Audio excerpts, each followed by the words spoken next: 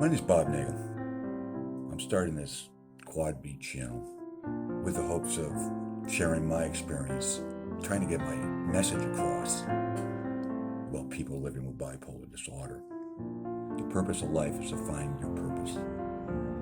This is my purpose.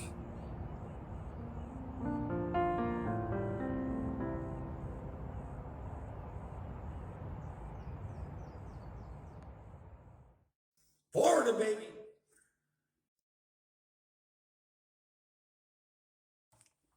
March 2nd, golden rays of sunshine in bucolic Florida. I want to thank my son for reading the op-ed Bipolar Wanderlust yesterday. Very articulate fellow. Why the op-ed I wrote Bipolar Wanderlust? Why I wrote it? Well, burning curiosity my whole life. Mental unclarity, aimlessness, no goal, job to job. Like I said, I worked so many different jobs. I was a teamster, I was a roofer, I was a janitor, I was a deputy sheriff. I was a companion to seniors with dementia. God, there's so many things here. Janitor. I was a junior accountant. I was a senior clerk typist. I was, oh God, I don't even want to think how many of those jobs. The only good thing was I had a lot of life experience, and stay in the same spot all the time. But not good for financial security by any means.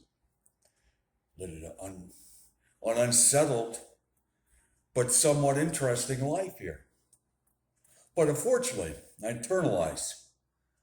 And that has to do with what I addressed in the bipolar wanderlust, the cognitive impairment, which is numerous things. Cognitive disinhibition, and conversational and wise, bargaining, which I talked about, right? But and that cognitive impairment brings on functional impairments because you just, like I say, you're just on it. I am. This is me. I'd be on it all the time. And my heart would get going. What I had was atrial fibrillation with high blood pressure. And that atrial fibrillation, I was an onset when I was 30 years old, and I've had it ever since. And frequently I've been hospitalized over the years. And I've been cardio inverted. And so there's always that specter of mortality hanging over my head. But when I was 30, I came to the grips that, we all pass, because I was pretty serious shape back then. But, I got that down here, once again, Florida is a magnificent hospital here. University of Florida Cardiac telemetry, where I was in, was fantastic. And the surgery they did was, right now, my heart, the first time in my life, for, like I said, for 30 years now, 31 years, I haven't had that sensation. My mind gets going, my heart gets going, and my heart gets going, my mind gets going. And that's what the cognitive impairment is with me.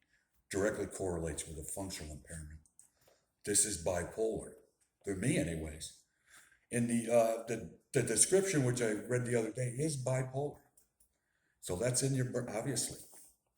And it's, I know it's very hard to live with for me personally. And, I know there's a lot of medication, like I've talked about numerous times. But, I personally felt, I got to say this again, I thought it was a chemical lobotomy. Because, the old lobotomies would attack I believe it was the prefrontal cortex, which was your ability to plan, which was your ability to, to plan, to have goals, to basically enjoy life with lobotomies. And that's how I was with the chemicals, the medication. Just sat there, listless. Life was, they use like euthymia in psychology, even Steven, that's what is that? What is that with medic? I don't know, man. Like I say, I'm trying to find it now. I'm trying to find where I am. And it's still there. The cognitive, all the time. But I just want to say this too. My son, Christopher, has been with me, has been my inspiration, he pushed me. He loved me. He pushed me into this. I was on the road to death, quite frankly. With my heart, overweight, all I did was eat. Never got up, no initiative. He kept saying, you can do this, you can do that, you can do this. And he was right. God, I love him. No rainbow until the rain.